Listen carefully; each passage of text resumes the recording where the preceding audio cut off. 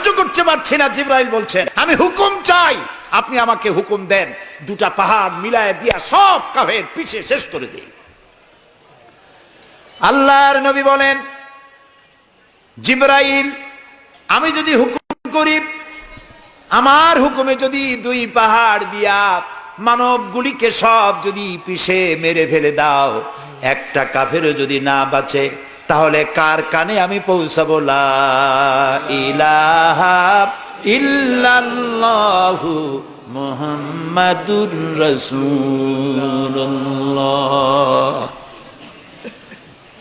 নবী করিম সাল্লাল্লাহু আলাইহি সাল্লাম বসে আছেন, গা দিয়ে রক্ত ঝরছে। এই অবস্থা দেখে তায়েফের এক লোক দৌড়াইয়া তার বাগানে চলে গেল, আঙ্গুর বাগান, বুখারীর হাদিস। আঙ্গুর বাগান থেকে এক গ্লাস আঙ্গুরের রস নিয়ে এসে রসুলের হাতে দিলেন। 3 দিনের না খাওয়া রসুল, 3 দিন ক্ষুধার্ত, তৃষ্ণার্ত, ক্ষতবিক্ষত, জর্জরিত, নিষ্পেষিত, নির্যাতিত। এক গ্লাস শরবত হাতে পেয়ে বিসমিল্লাহ বলে শরবতটা পান করলেন। জিজ্ঞেস করলেন তোমার নাম না আত্তাস? তিনি বললেন হ্যাঁ আমার নাম আত্তাস। তোমার বাড়ি হযরত ইউনূস আলাইহিস সালামের গ্রামে? তিনি বললেন হ্যাঁ। তো আপনি কি করে জানলেন আমার নাম আত্তাস আর আমার বাড়ি ইউনূস আলাইহিস সালামের গ্রামে? নবী করিম সাল্লাল্লাহু আলাইহি সাল্লাম বললেন আত্তাস, ইউনূস আলাইহিস সালাম নবী আর আমিও নবী, এক নবীর খবর আরেক নবীর কাছে থাকে। এক গ্লাস শরবত পান করে দুহাত উঁচু করলেন। নবীর চোখ থেকে দরদর করে পানি পড়ছে। তিনি বলছেন রব্বুল আলামিন, এই তায়েফবাসী ওরা বোঝে নাই যে আমি তোমার নবী, ওরা বুঝতে পারে নাই যে আমি তোমার রসুল, ওরা না বুঝে আমাকে ক্ষতবিক্ষত করেছে। আল্লাহ তুমি এজন্য তায়েফবাসীদের উপরে গজব দিও না, তুমি শান্তি দাও, হেদায়েত দাও। দুনিয়ার সকল নবী কোন কোন ক্ষেত্রে অধৈর্য হয়েছেন, নবী করিম সাল্লাল্লাহু আলাইহি সাল্লাম কখনো অধৈর্য হন নাই। প্রিয় ভাই সব, সুলাইমান আলাইহিস সালাম রাষ্ট্র পেয়েছেন, পিঁপড়ার ভাষা বোঝেন। কার ভাষা? পিঁপড়ার রাজা আছে না, চেনেন পিঁপড়ার রাজা? মাঝে মধ্যে পরিচয় করেন পিঁপড়ার রাজা কারা। মাথাটা মোটা, পিঁপড়ার রাজা আমরাও বলি। পিঁপড়ার রাজাকে হাতে নিয়েছেন, ডান হাতে। সূরা আন-নামলে আল্লাহ তাআলা বলছেন, পিঁপড়া কথা বলতেছে, পিঁপড়া বলছে তার দলবলকে, সুলাইমান আলাইহিস সালাম আসতেছে তার সৈন্য সামন্ত নিয়ে, পায়ের তলায় পিষ্ট হয়ে মরে যাবি, সব গর্তে লুকা। তিনি পিঁপড়া হাতে নিয়ে কথা বলতেছিলেন পিঁপড়ার সাথে। সুলাইমান আলাইহিস সালাম কথা বলছেন পিঁপড়ার সাথে। এখন পিঁপড়ার ভাষা আমি বুঝি, এতে একটা অহংবোধ সৃষ্টি হতে পারে। পিঁপড়ারও ভাষা আমি বুঝি। নবুয়তের শান দেখুন, পিঁপড়ার ভাষা বুঝতেছেন, সেখানে তিনি বিনয়ী হয়ে গেলেন আল্লাহর সামনে। তিনি বললেন রব্বি আউজি'নি আন আশকুরা নি'মাতাকাল্লাতী আন'আমতা আলাইয়া ওয়া আলা ওয়ালিদাইয়া।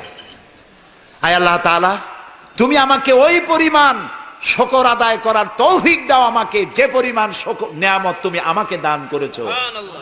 ওয়া আলা ওয়ালিদাইয়া, এবং আমার মা বাবার প্রতি যতটা নিয়ামত তুমি আমাকে দিয়েছো। ওয়ান আমালা সালিহান তারদাহু, আর আমাকে এমন আমল করার তৌফিক দাও যাতে তুমি খুশি হও। ওয়াদখিলনি বিরাহমাতিকা ফি ইবাদিকাস সালিহিন, আর আল্লাহ আমাকে ইবাদে সালেহের মধ্যে শামিল করে দাও। সুবহানাল্লাহ। প্রিয় ভাই সব, আমার মূল বক্তব্য ছিল এই সব সচ্চরিত্রবান সুপার কোয়ালিটির মানুষ আল্লাহর নবীরা মার খেলেন কেন? শুধুমাত্র দাঁত মাজা, সুরমা লাগান, দাড়ি লাগান। আমি যদি আপনাদের বলি সবাই দাড়ি রাখবেন, আপনারা কি আমার মারতে আসবেন? কেন মারবেন? আমি তো খারাপ কথা কিছু বলি, এই জন্য মারামারি হয় না। মারটা হইল কেন? মার হয়েছে এই কারণে নবীরা বলেছেন লা ইলাহা ইল্লাল্লাহ, আল্লাহ ছাড়া কোনো ইলাহা নাই, আইনদাতা নাই, বিধানদাতা নাই, একমাত্র আইনদাতা তিনি। এখন আল্লাহর আইনটা কি সেটা আমাদেরকে বুঝতে হবে, সেটার দিকে আমি আগাচ্ছি ইনশাআল্লাহ। নবী করিম সাল্লাল্লাহু আলাইহি ওয়াসাল্লাম যখন এই কালেমার দাওয়াত দিলেন, মার শুরু হয়ে গেল। যারা এতদিন বলছিল আল আমিন, কি বলছিল রসুলকে? আল আমিন, তারাই এখন নবী করিম সাল্লাল্লাহু আলাইহি ওয়াসাল্লামকে পাগল বলা শুরু করলো। রসুলকে পাগল বলা হলে আঘাত লাগে কার গায়ে? আঘাত লাগে কোথায়? আল্লাহর গায়ে বলা যাবে না, আল্লাহর অস্তিত্বে আঘাত লাগে। আল্লাহ রাব্বুল আলামিন এই কাফেরদের অপবাদের জবাবে আল্লাহ তাআলা প্রতিবাদ করলেন। তিনি বললেন, ওয়ামা সাহিবুকুম বিমাজনুন, তোমাদের সাথী পাগল নয়। তোমাদের সাথী বললেন আল্লাহ তাআলা। কেন? তোমরা তো এই লোককে হতে দেখেছো, তার শৈশব, কৈশোর, যৌবন, আর এই বয়স পর্যন্ত তোমরা তাকে চোখের সামনে দেখেছো। পাগলামির কি দেখলে তোমরা তার ভেতরে? কেন পাগল বলো? তিনি পাগল নন, তিনি শায়ের নন, তিনি জাদুকর নন, তিনি গণক নন, তিনি আমার নবী। প্রিয় ভাই সব, মুসলমানেরা মার খাচ্ছে, পালিয়ে বেড়াচ্ছে। বুখারী শরীফে এসেছে ওয়ান খাব্বাব বিন আরিত রাদিয়াল্লাহু তাআলা আনহু আন্নাহু قال শাকাউনা ইলা রাসূলিল্লাহ সাল্লাল্লাহু আলাইহি ওয়াসাল্লাম ওয়া হুয়া মুতাওয়াসসাদুন বুরদাতুন লাহু ফি জিল্লিল কাবা। হযরতে খাব্বাব বলেন, আমরা অত্যাচারিত হয়ে একদিন নবী করিম সাল্লাল্লাহু আলাইহি ওয়াসাল্লামের কাছে গেলাম, যে দেখতে পেলাম তিনি কাবা শরীফের ছায়ায় চাদর মুড়ি দিয়ে আরাম ফরমাচ্ছেন। আমরা কাছে গিয়ে বললাম, আলা তাদউ লানা আলা তাস্তানসিরু লানা ইয়া রাসূলুল্লাহ, হে রাসূল। মাইর খাইতে খাইতে আমরা শেষ হয়ে গেলাম। আমাদের মুসলমানদের উপরে আগুন চাপা দেওয়া হচ্ছে, পাথর চাপা দেওয়া হচ্ছে, বেলালকে উটের পায়ের রশিতে বেঁধে উট তাড়ানো হচ্ছে। ক্ষুধার জ্বালায় শেষ হয়ে গেলাম, ঘুমাইতে দেয় না, মাইরে অস্থির হয়ে গেলাম। হে রাসূল, আপনি কি আল্লাহর কাছে আমাদের জন্য দোয়া করবেন না? আপনি কি আমাদের জন্য আল্লাহর কাছে সাহায্য প্রার্থনা করবেন না? বুখারীর হাদিস। রাসূলুল্লাহ উঠে বসলেন, বললেন, ও খাব্বাব, তোমাদের আগে এই পৃথিবীতে যারা এসেছিলেন সেই সমাজের সমাজপতিরা কলেমার দাওয়াত দেওয়ার অপরাধে তাদেরকে ধরতো। ফায়ুখাজুর রাজুলু ফায়ুহফারু লাহু ফিল আরদ, তারা তাদেরকে ধরতো আর তাদের জন্য গর্ত খনন করত। ফায়ুজালু ফিহা, এরপরে সেই গর্তের ভিতরে তাকে কোমর পর্যন্ত গেড়ে দিত। সুম্মা ইউতা বিল মানশার, এরপরে করাত আনা হতো।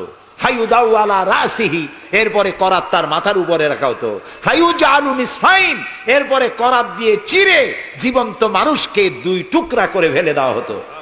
মা ইয়াসুদ্দুহু যালিকা আন দীনি, এত বড় অত্যাচারের পরেও সে যুগের একজন মুসলমানকেও আল্লাহর দ্বীনের পথ থেকে এক চুলও তারা সরাতে পারে নাই।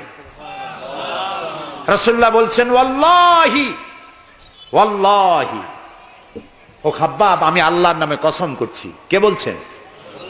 রাসূলুল্লাহ কসম করছেন, আমি আল্লাহর নামে শপথ করছি, লা ইউতাম্মান্নাল্লাহু হাযাল আমরা হাত্তা ইয়াসিরুর রাকিবু মিন সানা ইলা হাদারামাউত। সেদিন বেশি দূরে নয়, যেদিন ইয়েমেনের রাজধানী সানা থেকে সুন্দরী যুবতী নারীরা তাদের যৌবনের পসরা নিয়ে, সওদাগারেরা তাদের সম্পদ নিয়ে সানা থেকে রওনা করে সহস্র মাইল পাড়ি দিয়ে সৌদি আরবের হাজরামাউত পর্যন্ত পৌঁছে যাবে রাত এবং দিনে পায়ে হেঁটে। লা ইয়াখাফু ইল্লাল্লাহ, আল্লাহ ছাড়া কোনো ভয় তাদের অন্তঃকরণে থাকবে না। আবে যিবা আলা গানামি, তবে হ্যাঁ এটা ঠিক, লা ইয়াখাফু ইল্লাল্লাহ যদি বলা হয় আর কিছু না বলা হয়, তাহলে তো বোঝা যাবে যে বাঘ এবং সিংহরও ভয় থাকবে না। নবীর কথায় কোনো ফাঁক থাকে না, আল্লাহর কথায়ও ফাঁক থাকে না, নবীর কথায়ও ফাঁক থাকে না। একজন ইলেম কালাম কম যখন ওয়াজ করতে যাইতো, লক্ষ্য করতো যে সেখানে কোনো আলেম আছে নাকি। আলেম থাকলে অল্প কথা বলে শেষ করে দিত। তা আলেম আছে কিনা এটা পরীক্ষা করার জন্য বলছে যে, ভাইয়েরা, আমি আজকে একটা পাতা আর ওয়াজ করব, একটা পাতা, এবং তার ব্যাখ্যা এবং বিশ্লেষণ আমি আপনাদের সামনে আলোচনা করতে চাই। জনগণ বলেন, আমরাও শুনতেই চাই, বলুন পাতার ব্যাখ্যা কি। তিনি বলছেন, এমন একটি পাতা, এটি যদি মাটিতে পড়ে বাঘ হয়ে যায়, আর যদি পানিতে পড়ে কুমির হয়ে যায়।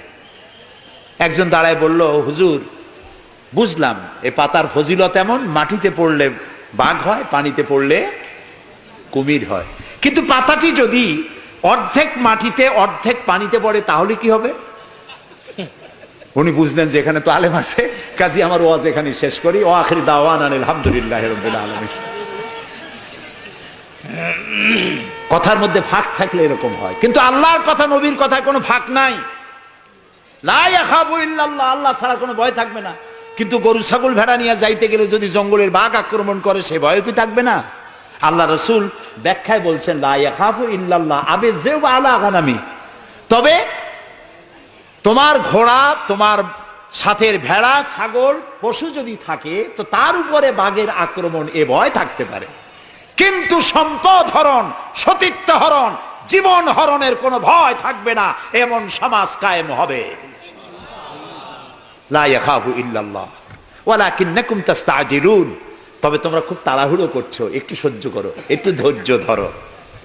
নবী করিম সাল্লাল্লাহু আলাইহি সাল্লাম একটি সুন্দর সমাজ উপহার দিলেন।